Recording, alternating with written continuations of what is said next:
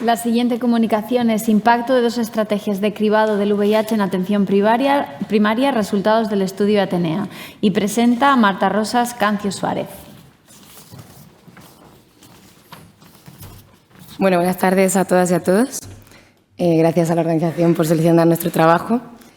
Y sí, yo soy Marta Rosas, como han dicho, voy a presentar los resultados del estudio Atenea sobre el cribado, sobre el impacto del uso de estrategias escalonadas en el cribado y diagnóstico de VIH en atención primaria. Bueno, la introducción ya me la ha facilitado Jesús antes en su intervención. Sabemos que en España la detección precoz del VIH sigue siendo un reto, porque la mitad de los nuevos diagnósticos se continúan haciendo tarde. Y esto es una cifra que podemos ver más o menos constante a lo largo de los años. Esto también se puede ver en el informe epidemiológico que se publicó previo al estudio, este de 2021, y el que se publicó el año pasado.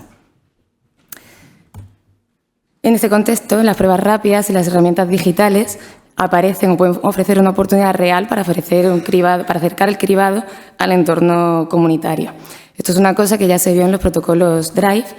Lo único que pasaba es que tenían algunas limitaciones, ¿no? Como que había pocos centros de salud involucrados, el uso de los cuestionarios eran cuestionarios en papel y que la enfermería que se encargaba de gestionar el proyecto y de realizar las pruebas rápidas estaba contratada específicamente para este proyecto. Entonces, esto dista un poco de la práctica clínica habitual. En este sentido, el estudio Atenea lo que pretende es minimizar justo estas limitaciones.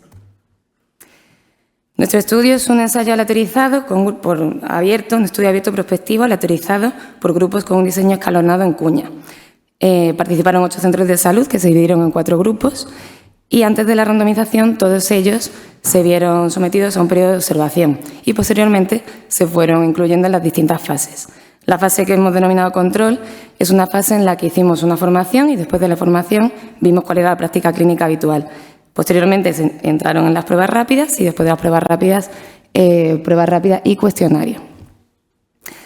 Con esto después lo que hicimos fue analizar comparar la proporción de test y nuevos diagnósticos por cada 100.000 pacientes atendidos, que sería la incidencia acumulada más o menos, así como el porcentaje de derivaciones a PrEP. ¿Cómo captábamos a los pacientes? Pues bien, lo hacíamos a través de infografías, como la que podéis ver ahí, o por captación directa a través del personal sanitario del centro de salud. Lo que hacían era que, a través del móvil, accedían al QR y ese QR les llevaba a un cuestionario en REDCap. Según las respuestas que hacían al cuestionario, podían aparecernos 3 opciones: que no hubiera ninguna alerta, que nos dieran una alerta para derivar al paciente a PrEP o alerta para realizar un test rápido, que era tanto de hepatitis C como de VIH, pero en este congreso solo vamos a hablar de los resultados del VIH. Nos aparecía esta notificación, nos llegaba un email tanto a nosotros en el Hospital Ramón y Cajal como al centro de salud que había realizado la petición para así actuar en consecuencia. Se atendieron en los 8 centros de salud 237.000 personas y realizaron un total de más de 200.000 pruebas de VIH. En el periodo de observación se hicieron 1.893 pruebas y esto fue algo que fue aumentando en las distintas fases consecutivas en números absolutos. También vemos que el número de positivos totales aumenta y, sin embargo, no aumenta tanto y no hay diferencias en el número de nuevos diagnósticos. Esto lo vemos mejor en la siguiente diapositiva, donde vemos lo que os decía, la tasa de pruebas de VIH realizadas por cada 100.000 personas atendidas y los diagnósticos totales y nuevos diagnósticos de VIH por cada 100.000 personas atendidas. Lo que vemos en esto es que en la fase de prueba rápida, así como en la de prueba rápida de cuestionario, aumenta bastante, un 72 y un 69%, el número de pruebas realizadas respecto al periodo de observación. También vemos que aumenta significativamente el número de positivos totales, pero no vemos cambios significativos en los nuevos diagnósticos. Y básicamente estas son nuestras conclusiones. En el estudio Atenea observamos que en las ramas en las que se realiza la intervención respecto con el periodo de observación hay un aumento del cribado de VIH de forma significativa, un aumento de los diagnósticos totales, de positivos totales, y no hay un aumento de los nuevos diagnósticos. Y bueno, quería agradecer a mi servicio del Hospital Ramón y Cajal, al Instituto de Investigación Sanitaria, a nuestros pacientes y, por supuesto, a todos y todas vosotras por estar aquí, escuchándome.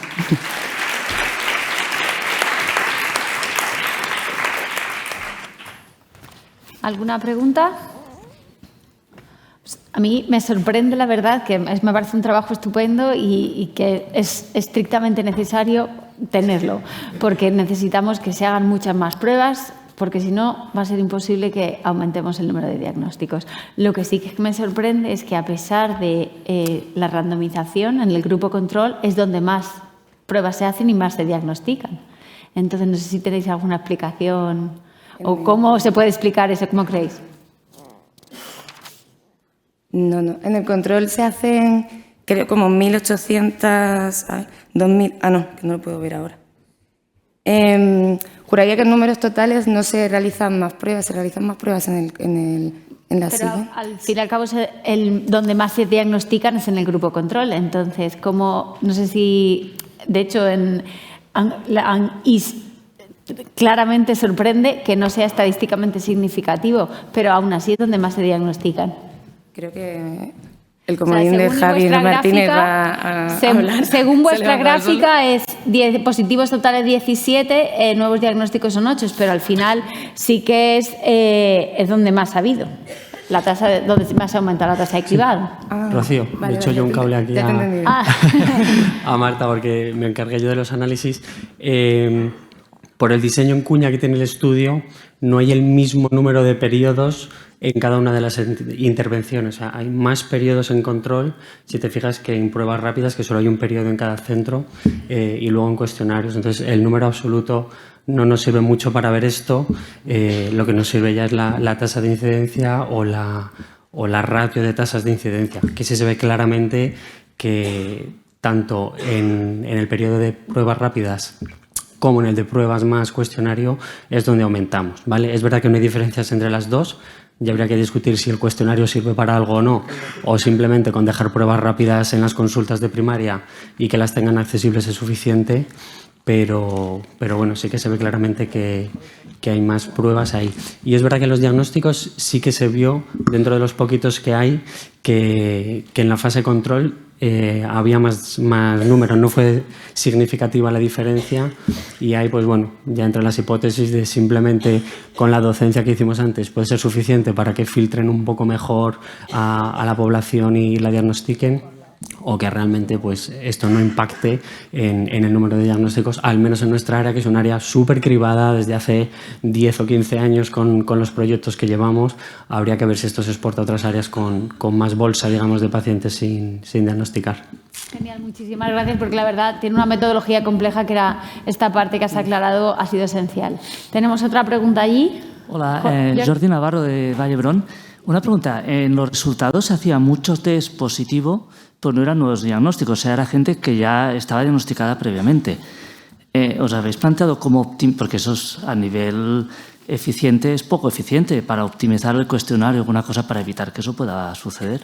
Exacto, sí, es cierto que muchos son diagnósticos ya conocidos, de hecho la mayoría.